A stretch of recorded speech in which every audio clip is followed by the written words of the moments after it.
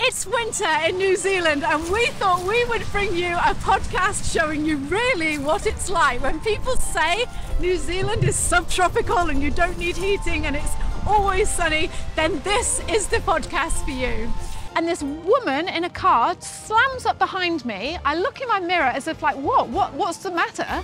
And she's waving her arms in the mirror and, you idiot. In this week's show, we're going to share with you some typical things that have been happening to us while we're house sitting in Wellington and let you have a glimpse of what life in New Zealand in the winter is really like. It's a Drama, coming to you from Taranaki, New Zealand. Hello. Daddy, I love him! Mother thanks you. Right, Mr. DeMille, I'm ready for my close-up. Hello and welcome to the It's a Drama podcast. I'm Liz. And I'm Brian. And today we bring you this episode from noisy Eastbourne. From a beach called, it's in Eastbourne, it's just outside Wellington. We are down here house sitting for the weekend. It's Sunday and we thought, why not just do an episode, a podcast episode on location. Yep, just to show you that the weather in Eastbourne isn't as nice as the Naki. Do you know what? We've been down here house sitting for the weekend and the weather has been glorious. Really, really glorious. It has. It's been great. When we get the camera out. I know. A few spots of rain a minute ago, wasn't it, Liz? And I feel a bit sorry for the woman that we're house sitting for because she was going back to Taranaki for the weekend. We were coming down here and apparently the weather in the Naki has just been atrocious. And it's just like, oh no, it's so typical. Yeah, Sonny, my son, I called him just a minute ago and said, what's it been like? He said, it's been like The Shining. He said, it hasn't stopped raining for the last 36 hours. Yeah. And you're like, he said, I haven't been out the house apart from to take the dog for a walk. So if you are new to this channel, we normally bring you this episode from home, just outside New Plymouth. But like I say, you're on location. We're Liz and Brian, husband and wife, and we moved to New Zealand 14 years ago from England. And we just talk about traveling the world, life in New Zealand, moving to New Zealand, just what's going on in New Zealand and all other good stuff like that. Yes. So this week, we thought we'd tell you a little bit about house sitting and just what's been happening, the goss, basically, you know, the goss from Wellington. Yes. There's lots more better goss in Wellington than there is back home, isn't there, Brian? It's a bit like the shops. Yeah, well, exactly, yeah. A bit like the shops. Exactly, we've got some stuff to tell you about the shops. In case you don't know what house sitting is a service that you sign up for where basically you just go and look at, not just, but where you go and look after people's houses and pets while they go on holiday. And the beauty of it is it means you get to stay in people's houses for free. Yep. So if you've been following this channel for a while, you will know that we have house sat all around the world. Last year we were house sitting in Italy for 6 weeks, overlooking the Mediterranean in this beautiful Italian house. Yeah. And we are huge fans of it. It doesn't get any better. And it's like we're going to do an audio podcast of how much it cost. So, you know, our next audio podcast will be roughly how much it costs for a weekend away from New Plymouth to Wellington and back again.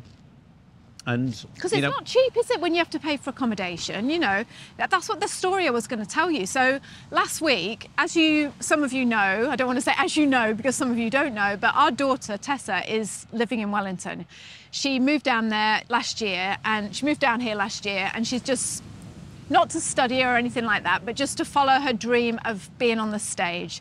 So she's moved to Wellington, she's got herself a flat, she's in a show, she's going to be in Wicked, and we miss her like mad. And whenever we want a little holiday, Wellington seems to be the place that we always come to because she's here, you know, we want to spend time with her. Yeah, that's it, yeah. And last week we were like, you know what, we want a break, we want to go away. So I jumped on the internet, you know, leapt onto the internet and started looking at Airbnbs for the following weekend for 3 or 4 nights in Wellington.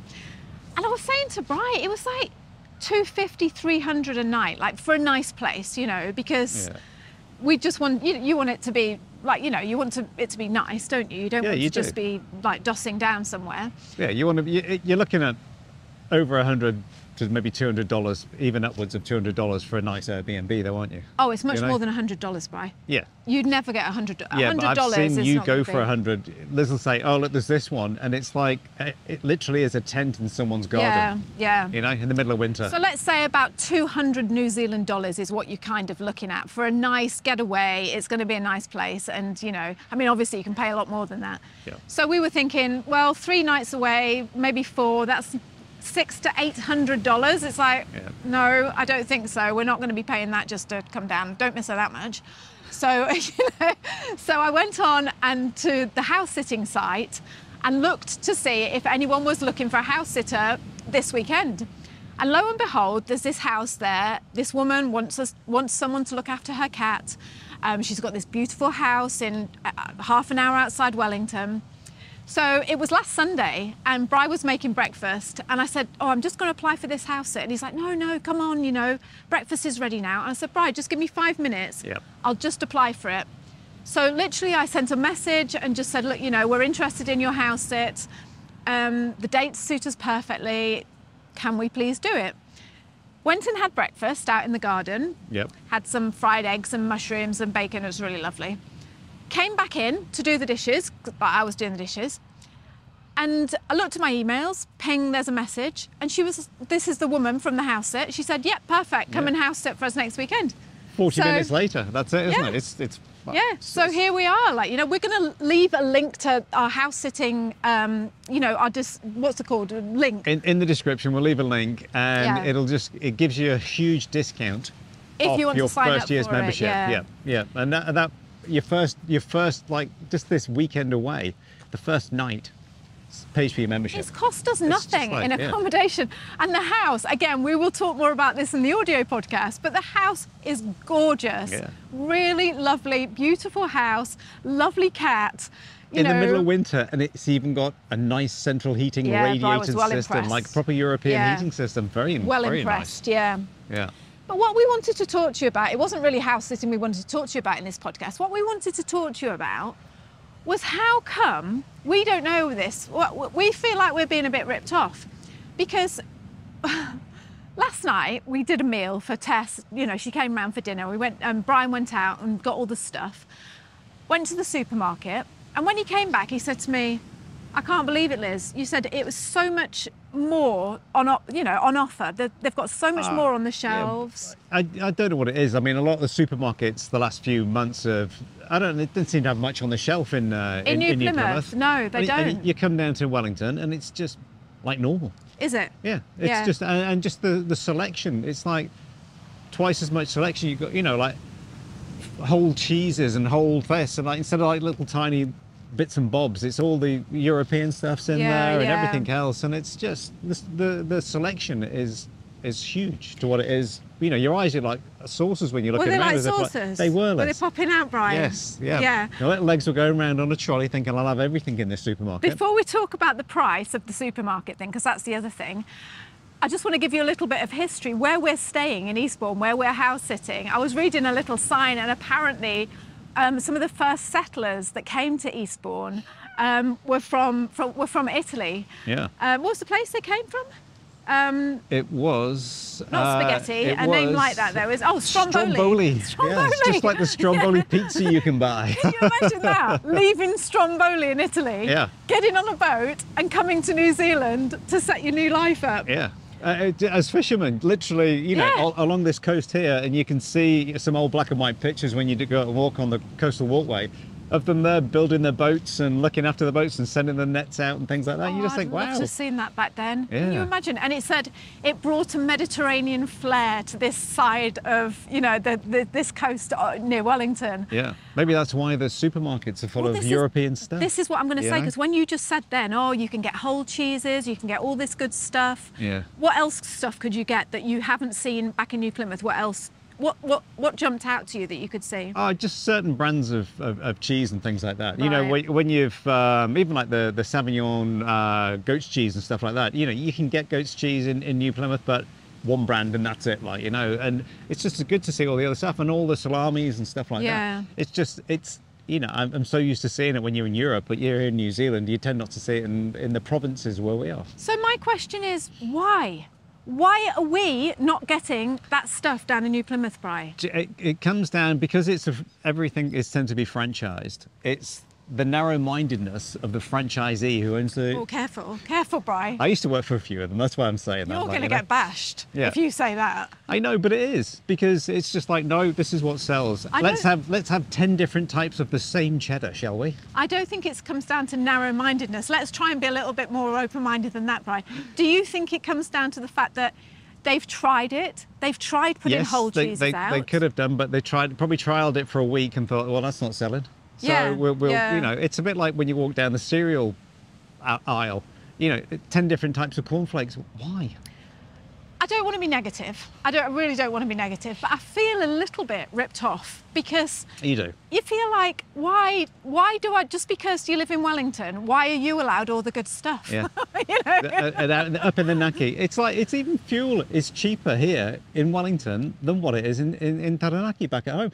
And we are the energy state. Yeah, and the candles, right? You know, I'm sure you will be able to relate to this, and I'm sorry if I'm sounding like a whinging old bag, but the thing is, you know, you have certain things that you buy regularly that you know the price of, don't you? Yeah. And my one thing, and don't ask me why, it's because we're not allowed the lights on in our house, but my one thing is those a pack of dinner candles. We light candles every night. When we have dinner, we light candles. You can just imagine it, can't you? Me and Brian sitting there with our candles, like the king and queen. That's it. Lights off, candles on. Yeah, we've always done it. Yeah. It's our way of relaxing. It's just gorgeous. And in New Zealand, you can buy a pack of yellow dinner candles. I can't remember the brand of them, but they're flipping brilliant, and they burn for, I think, 12 hours or something like that. Yeah. Anyway, prior to COVID, they were always I think they were $7.20, which for a pack of 6 dinner candles, or maybe it's 10, I can't remember. No, I think it's 6. It's not bad, is it? Because it lasts you ages, you know, lasts you over a week or whatever, 10 days. And I've always looked at the price of these. Anyway, over the last year or so, or 2 years, or I'd say about a year, these candles in New Plymouth have gone up to $9, sometimes $10. Yeah, at least. Which is a huge leap. From $7.20 to $9.20, that's like, hang on a minute, now it's getting to the point where it's like, well, do we really need candles, you know? Yeah. Just sit in the dark, you know, it's fine. Yeah, but or get the little LED lights out. It's just not quite the same, is it? You know? But when I came here, I've just nipped down to Foursquare, which you would think would be more expensive because it's a convenience store. Brilliant Foursquare in Eastbourne. Bri, it was like a mini supermarket. It was like a real supermarket. It was. They had self-checkout and everything. But they didn't have any flowers. I'd gone there to buy flowers for the host, you know, for the house sitting, for the lady, so that when she came home, I wanted to buy some flowers for her, but they didn't have any. But while I was down there, I had a little look around. You know, you're always looking around, I compare prices and stuff. Gone for 2 days. Yeah, Bri was at home cleaning. And I looked around, and there on the shelf are the candles that I buy. Do you know how much they are? Go on, Liz. How much are they? $8, Bri. See? That is only an increase of 80 cents, and that's in a Foursquare. Yeah, but they probably were cheaper before, but it's just like, I know you can go, shipping to Taranaki, but it's like, come on, supermarkets. It's all part of the same thing, isn't it? Do you think that's why it's more? Because they've got to ship it, they've got to drive it up to Do you know what? You can say that, but then does it all come in Wellington, or does it come in Auckland? So it's a lot further to ship it down here, isn't it, than what it is to Taranaki? Which also gets me and Bri thinking, because we were having a glass of wine last night with our candles, our cheap candles, so we're sitting there wallowing in our luxury, and we got talking and we said... The heat of the candle. Yeah, ooh. And we got talking and we said, it's funny, isn't it, because we help a lot of people, we support people who are moving to New Zealand. We do lots and lots of videos about moving to New Zealand and living in New Zealand, and we have a private community group that supports people moving to New Zealand. Now, within that group, there is a lot of talk about if you live in Wellington and Auckland, you're going to be paying more for your accommodation. And so people say, is it better to live in the likes of Dunedin or New Plymouth or Hamilton? Gisborne or something like that. Gisborne, yeah. It's getting a bit breezy and windy out here, isn't it? It's like... It's getting a bit chilly. But, Bri, if you take into consideration the fact that you're saving $2.20 on your candles, it all adds up, doesn't it? It does, because it's like, you're going to save... Oh, it's you're going to save $1,000 on your rent a month, but you'll save $2 on your candles. No, but what I'm saying is, you've got to take those things into consideration. Yeah. if food is cheaper in Wellington, then you have to take that into consideration, don't you? You do. Do you? If there's only 2 of you, not really, because it's not going to be that much more, is it? Like, you know, but if you've got a family of 4 or 5, then yes, it's going to add up, especially the teenagers. Anyway, so that was that. So we've been talking about that for 3 days, about the candles. I think it's going to start raining, Liz. Yeah, it is. Should we just? Well, we'll keep it quick.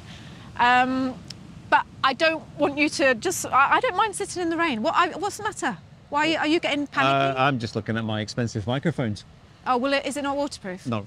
Okay, all right then. Well, if it starts to rain, we're going to wrap it up quickly. Yeah. But guess what? Guess what just happened? We just was driving around Wellington. It's a Sunday. We went to the Sunday market. We went to the museum, saw a lovely display for Matabiki. It was just lovely. I can see the camera going like this. Don't believe anyone who tells you that New Zealand is tropical. What is it they say about New Zealand weather? Not tropical. It's subtropical. That's right. Really? Yeah.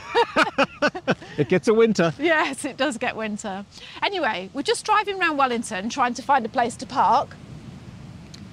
Brian starts driving down a one-way street. No, I didn't start driving down the one-way street. You turned left, Brian, into the oncoming traffic. No. And I said, oh, Brian, you're going into the one-way traffic. No, it was a slight staggered junction and I wanted to go straight across, and there was nothing saying no left turn. And you know, you just look at something, you think there's like 4 lanes. And then you realise as you pull out, you think, oh shit, this is actually no left turn. But I don't know what it is in New Zealand lately. It seems to be like a bunch of people are going around and turning the street signs around, unless it's extremely windy and blowing them around. Yeah. But it seems to be people are turning street signs around just so you haven't got a clue which way you're going. Because when actually I came back out, because we went to park the car, and then you can see the sign has been twisted and it says one-way street and no left turn. So that was the sign, but when it's at 90 degrees to you, you can't see it. So, yeah. Right, so here's the thing. Got away with it, though. Yeah, but here's the thing that I wanted to just talk, we just wanted to talk to you about as well. Because I think this is like a brilliant example of that. So like Bryce said, we come into a junction, the traffic is coming this way, it's a one-way street, but he turned left to go across the road. We were all on traffic lights, so everyone stopped. But if you'd been the person in that car, right, Bri? Yes. Just pretend, like sometimes like you can be like this, that you were in that car facing the traffic now, and you see a car coming towards you down the wrong way street. There would have been 4 cars coming at you. What would you have done? Put my foot down. No, you would have been honk honk. Get out of my way! No, for goodness sake. No, but you would. I would. You sometimes you get really cross and be like, oh, what's this idiot doing coming down a one-way street?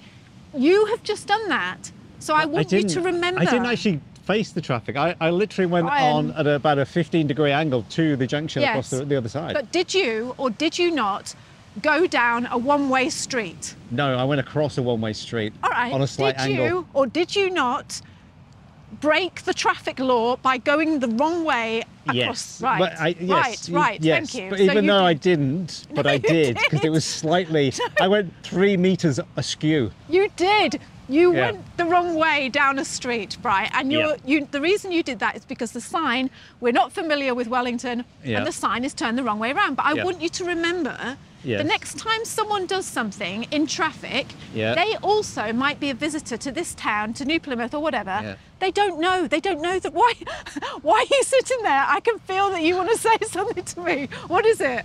What do you want to say? What do I want to say? It's like, because... Sorry? No, Sorry to would all never those say people no. You've ever honked? No. Oh, I'm not a big honker. I used to be, Yeah. but not anymore. Yeah. Yeah. I've grown up since then. Yeah. Yeah. And the other thing, I got older. I make mistakes. No, I like it when things like that happen to Bri, because it makes me think, there you go, Bri. Remember this, you know, just remember that people, when they're driving, they're not always aware and they're not always, you know. Old. Yeah. Thinking about their 20 cents on their candles. And the other thing, I just wanted to, are we all right? We're getting a bit wet now, aren't we? I think we'll be all right for time. We maybe need to wrap up because it's starting to rain. I bet we look like 2 drowned rats. Yeah, we probably do, yeah. The other thing I just wanted to say about was last week, a little story for you, which is a similar thing, right? Yeah. And this has never ever has this happened to me in the whole time we've lived in New Zealand for 14 years. This has never happened to me. Right. I went to the doctors. I went for one of those, I'm not going to give you the health story, but let's just say I went for one of those ultrasound things, you know, where they put that stuff on your stomach and look at you. Look inside your stomach. Look inside your stomach. See what you had for your dinner. Yeah, exactly. So I had an appointment with the private, you know, with the doctors at the hospital. And I had to go to this clinic and have this thing done. And, you know what it's like. You're worried. You're hoping everything's going to be all right. As it was, everything was fine. But I went and it was just like quite a stressful morning, like, you know, because I went and yeah. So I came out of the clinic and I thought, right, I'll go and drive into town now and get myself a coffee. I wasn't shaken, but I wasn't myself, let's put it that way. Like, you know, your mind is on, oh God, what if something's wrong? And you make up these things in your head and all that. Yeah. Oh God. Anyway, so I'm driving down the street out of the clinic. I turn right, I'm going down to New Plymouth. I don't know what I did. I didn't do it purposely. I thought I was driving fine. But all of a sudden, I just hear like this massive honk. And this woman in a car slams up behind me. I look in my mirror as if like, what's the matter? And she's waving her arms in the mirror and, you idiot, like, you know, like looking at, and I just thought, what on earth have I done? Like, I phoned Brian and told him, and he's like, did you cut her up? And I'm like, no, I didn't cut her up. All I did was drive down. Maybe I should have been in the different lane when I was turning. Maybe, I don't know. Yeah. But again, going back to this thing in Wellington that you've just done, you never know what someone's had, what the day is, what's going through their mind at the time. Exactly. Yeah. It's be a bit more courteous and pull back. And that's it. You know, I just think I've lost 3 seconds of my life just for the fact I've had to slow down. Just be kind, or someone's cut me up and they didn't do it on purpose, but yeah. Anyway. And like I say, 14 years, never ever has that happened to me in New Zealand, and certainly I wouldn't expect it to happen in New Plymouth, but it did. And you can say the same thing about the woman behind me. Maybe she was having a bad day, but it's just like, just lay off just think for a minute. You know, that's what I try and do, is think what the other person. Be courteous, that's all it comes down to. Yeah. Be a gentleman. Yeah, just be kind. Just be kind, Brian. Right, we're going to have to go now. I've got to show you this one thing. Look at the size of these mussels. Wow. They're just huge. Look at them. Oh my God. Like, imagine eating that, you know? It's just like... Oh, Brian, that would... If you took that and put it on the barbecue, put a little bit of garlic and ginger and coriander and chilli and olive oil, that would feed the whole family of 4, Brian. Enormous. I've never seen greenlit mussels so big. Normally they're about yay big, aren't they? Like, you know, but they're just like enormous. Anyway. Don't ever say that we don't love you enough to bring you a podcast you can see every this. week. The rain is coming over and it's just like, Wellington in the distance has disappeared. What, I know it's going to sound really stupid, but I love it. Yeah. I just love it. The sea is like a dark green now. The hills in the background are just all different shades of green and all wet and misty, and it's just... And it's pissing down. Right, we're going to have to go because I'm not taking a chance on my stuff. Take care. See you next time. I hope you enjoyed this episode. Yeah, kia kaha. Stay strong, just like me, you know, brave in the weather. And kia uu, stay true. And we'll see you next time. Okay, bye. Bye now for Wet Wellington. Bye. In this week's show, we're going on our travels. We're going from New Plymouth down to Paraparaumu, and we're house sitting. If you've never house sat in New Zealand, you are going to love this show. It's a brilliant way to see different parts of the country, to drink lots of wine and to have lots of food and just to pretend you're a really good travel vlogger. So let's go. So we're just leaving now. We're leaving Taranaki to go house sitting.